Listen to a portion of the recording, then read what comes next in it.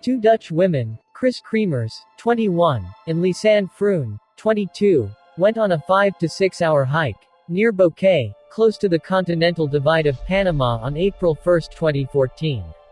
Kris and Lisanne had come to Panama to study Spanish and volunteer to work with children in the community.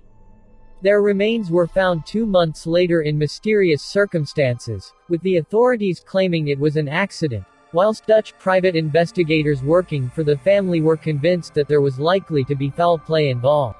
On April 1, 2014, they left Boquete in good weather at mid-morning to hike the La Pianista Trail. They planned to hike to the summit around 8 kilometers from the city, and a taxi dropped them off at the start of the trail. According to the driver, it was mid-afternoon, but the evidence from the latest camera suggested it was around 11 a.m.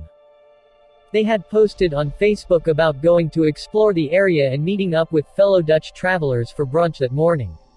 They took with them a dog from the village and set out. On the night of April 1st, the host family noticed something was wrong. Their dog had returned, safe and sound, but alone. The girls were nowhere to be found. The host family searched the area around their home, but decided to wait until morning to alert the authorities. On April 2nd, Kremers and Froon missed an appointment with a local tour guide who was supposed to take them on a private walking tour of Boquete, which prompted the host family to alert authorities. The next morning an aerial search of the forest was conducted, as well as a foot search of the village and the lightly wooded areas by locals. By April 6, the two women were still missing. Fearing the worst, the Kremers and Froon families flew to Panama, bringing with them detectives from the Netherlands. Along with local police and dog units, they searched the forests for 10 days. Days turned into weeks, and after 10 weeks there had still not been any sign of Kremers or Froon.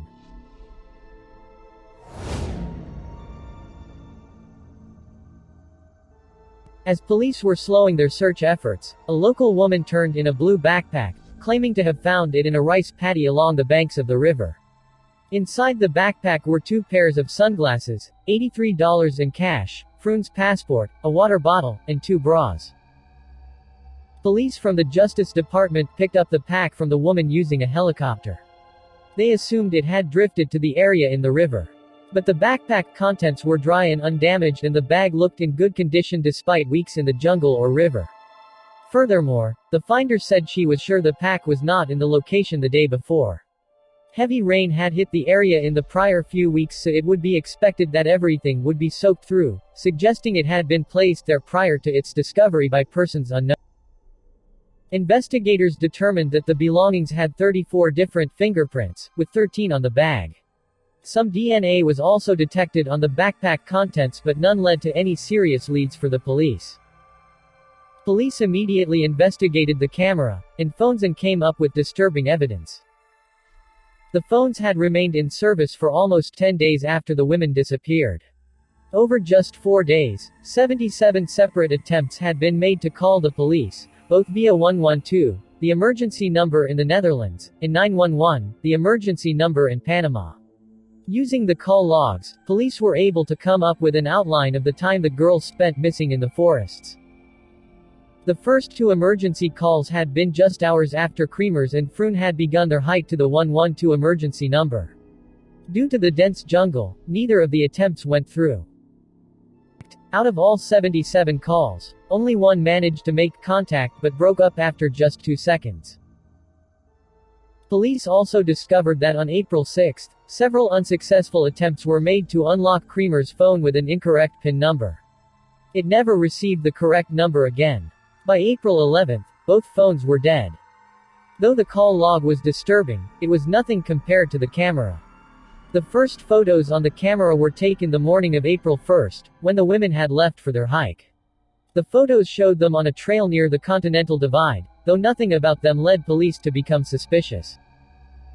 However, the second set of photos was worrisome. Taken in the dead of night, between the hours of 1 and 4 a.m. on April 8, the photos showed the girls' belongings spread out on rocks, plastic bags and candy wrappers, oddly piled mounds of dirt, a mirror, and, most worrisome, the back of Kremers' head with blood leaking from her temple. A key piece of evidence was the discovery of Lisanne's Canon camera, with over 100 images on the digital memory card, in addition to the passports, cell phones, sunglasses, cash, and their bras when the contents of the backpack were searched.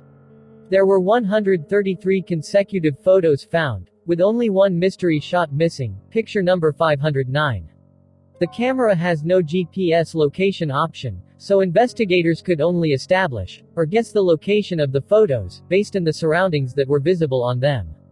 The first pictures on April 1st were standard tourist shots with both women laughing and smiling on a bright sunny day, with some selfies taken at the overlook of the divide. Most of the pictures were taken by Lisanne with Kris walking ahead of her on the trail. Then we see the girls apparently following an indigenous trail, near a creek or stream bed heading downhill, away from their destination, Boquete.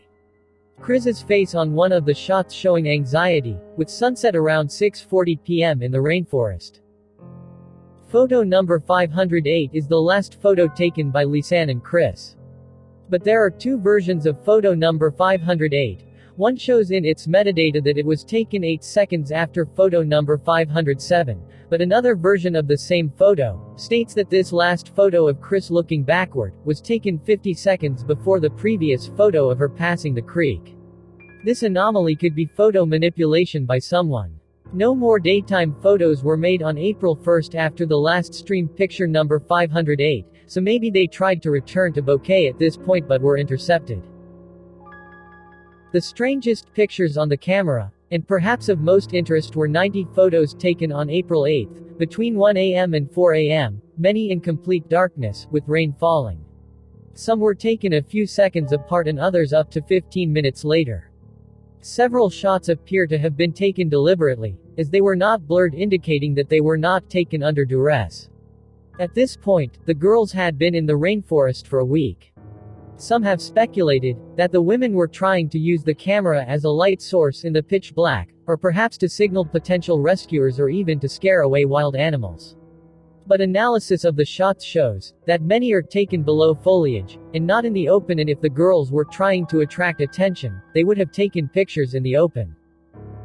Following the discovery of the backpack, a local guide with the help of 6 native people found bone remains, jeans shorts, and 2 different shoes, along the river Rio Culebra, shortly before June 19, 2014. The jeans shorts were found, 14 hours of walking distance, from the backpack on top of a rock, on the opposite bank of the river, at least 8 walking hours away from Boquete. Some witnesses claimed that they in fact found the jeans shorts not neatly folded at all, but floating in the river itself. The bone remains were found, on June 19 behind a tree in the vicinity of Alto Romero, and away from the river.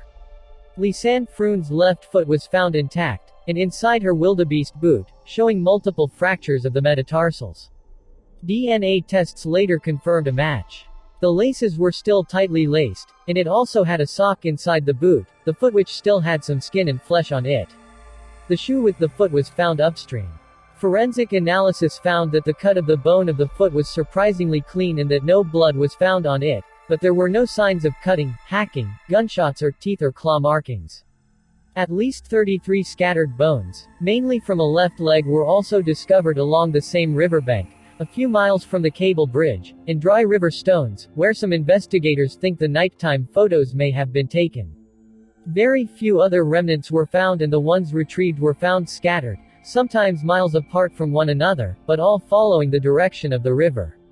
One half of a pelvic bone was also found, part broken, which was identified as Kris.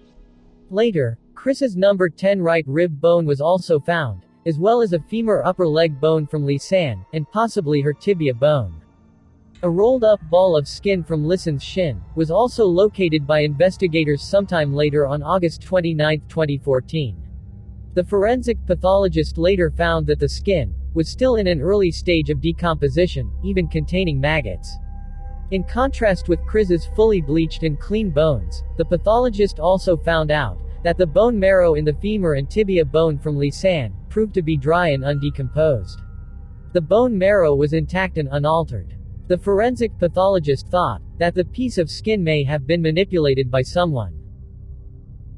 Police questioned the locals, tour guides, and other hikers who had been in the area at the time, but nothing besides the photos and call logs provided them with any evidence as to what had happened. There wasn't even enough evidence to determine the cause of death. Panamanian officials closed the case, stating that the hikers got lost and died from falling off a cliff, although an official cause of death was never determined due to the advanced decomposition of the bodies. Meanwhile, Dutch authorities believe that the deaths are suspicious, and even went as far as accusing Panamanian authorities of failing to do a proper investigation and mishandling evidence.